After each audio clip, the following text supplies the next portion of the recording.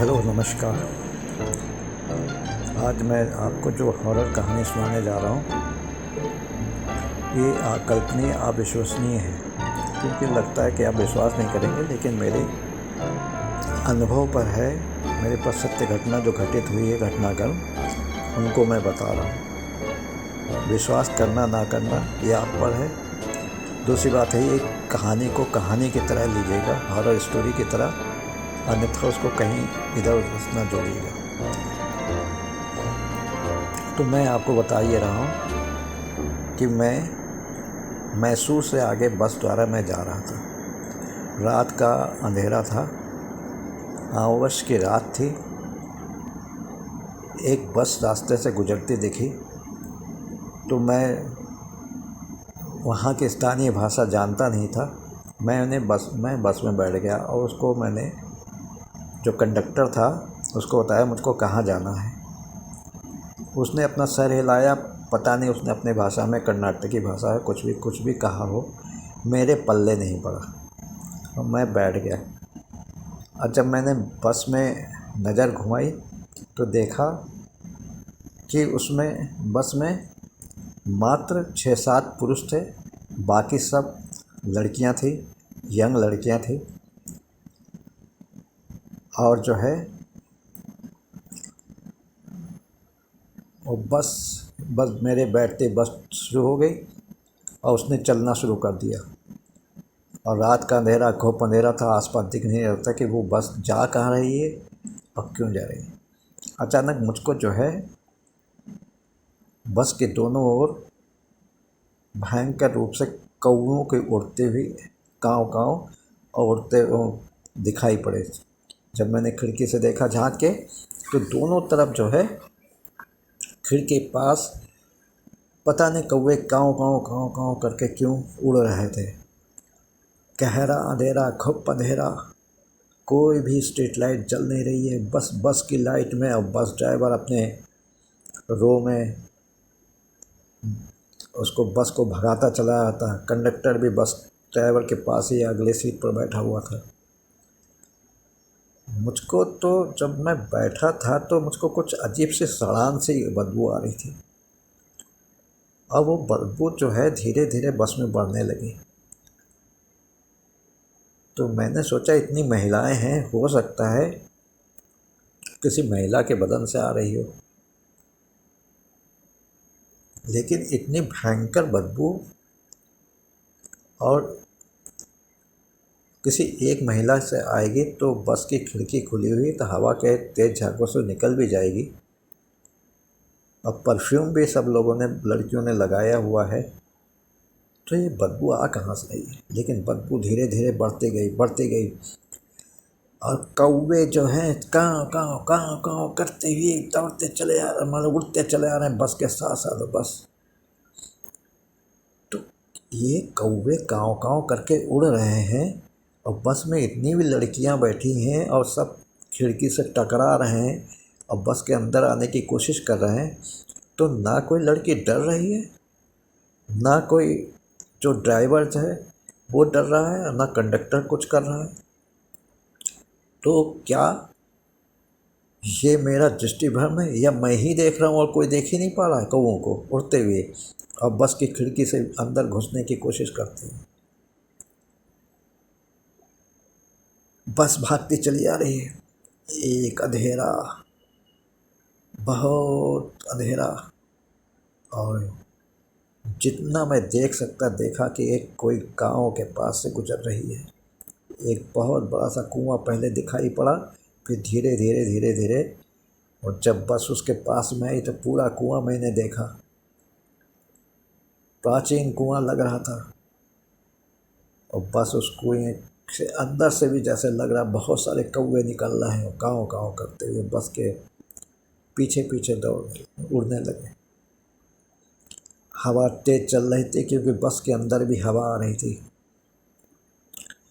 पेड़ ऐसे हिल रहे थे जैसे आंधी आ रही हो, और बादल भी छा गए। कड़कड़ाहट से, बहुत ज़ोर से कड़कड़ाहट हुई और मूसलाधार बारिश होने लगी।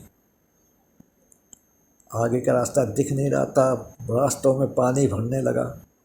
लेकिन मैंने देखा कि बस ड्राइवर को इसका कोई भी फ़र्क नहीं पड़ा, या जितनी भी लड़कियां वहाँ बैठी थी उनको शायद इस पानी से कोई, धीरे धीरे करके पानी जो है खुले खिड़कियों से अंदर आना शुरू हुआ। लड़कियां भीगने लगी, लेकिन ना किसी ने कोशिश की खिड़की बंद करने के लिए, ना कंडक्टर अपनी जगह से उठा, ना ड्राइवर ने कुछ कहा। और पानी धीरे धीरे, और मेरे पास भी पानी, नीचे बस के फर्श पर पानी पानी हो गया। शायद बस पुरानी थी इसलिए छत पर से भी टपक रहा था, लेकिन कोई, किसी ने भी, एक बिल्कुल निस्तब्ध, वहाँ पर कोई भी आवाज़ नहीं हो रही है, अब कुछ नहीं। और पानी बस में नीचे, बस के फ्लोर पर पानी भर गया, और जितना पानी भरता था उतना पानी वो सीढ़ियों से, बस की जो स्टेप होती है चढ़ने वाली सीढ़ियाँ, उससे होके नीचे गिर भी रहा था।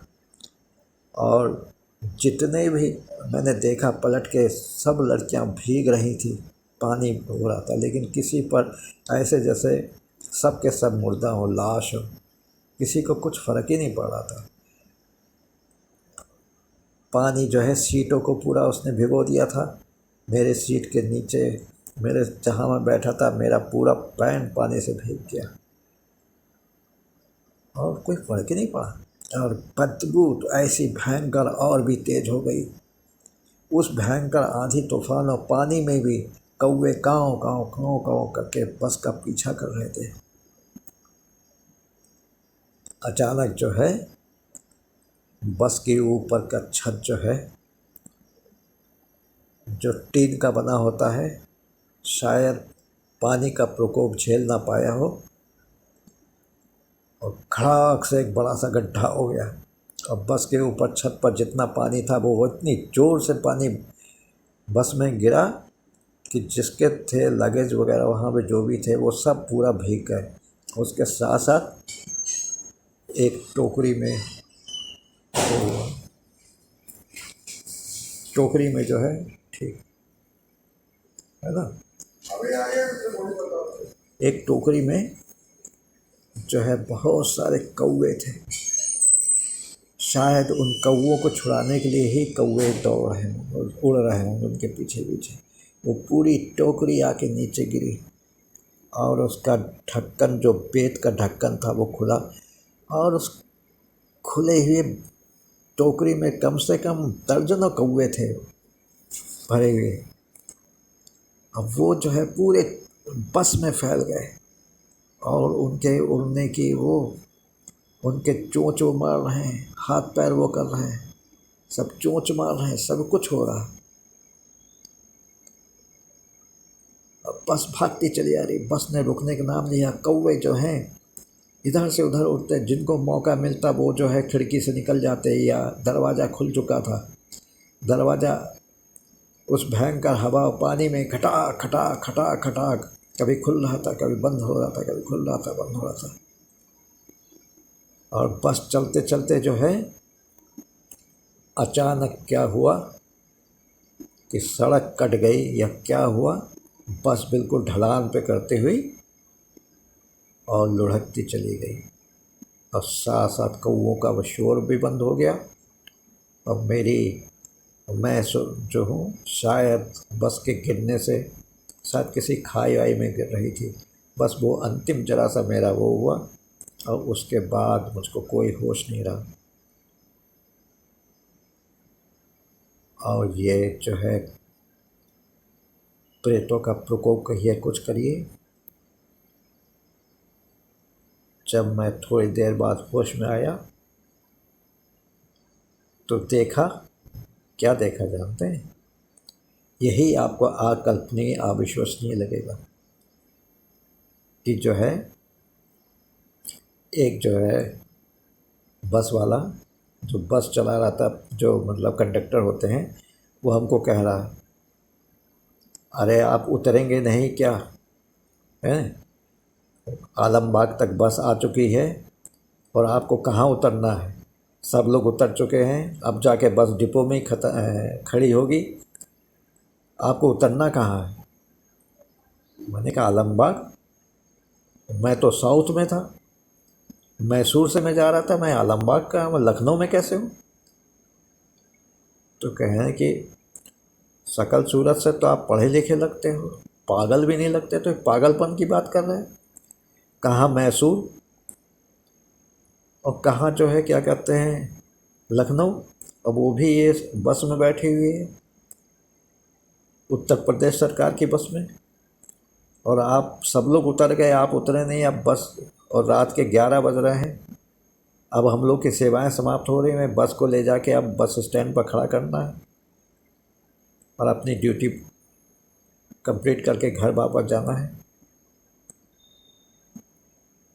मैंने कहा हो ही नहीं सकता, मैं तो साउथ में था और मैं मैसूर से चला था।